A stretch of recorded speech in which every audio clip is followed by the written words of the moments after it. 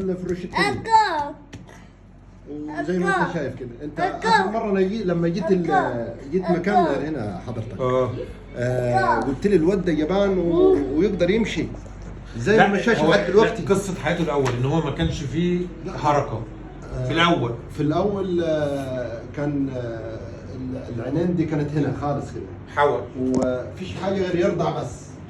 رضاعه بس ما فيش حاجه ثانيه غير ولا اي حاجه غير يرضع بس.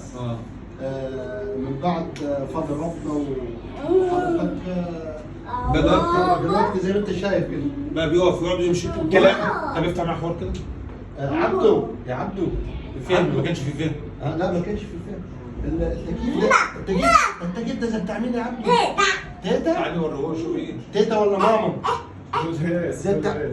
طب يلا طب يس نو انجليزي وعربي يا دي الهنا يا دي الهنا. ايه يا عم ده يا عم؟ ربنا يبارك لك فيه. الله يخليك. خلاص ايه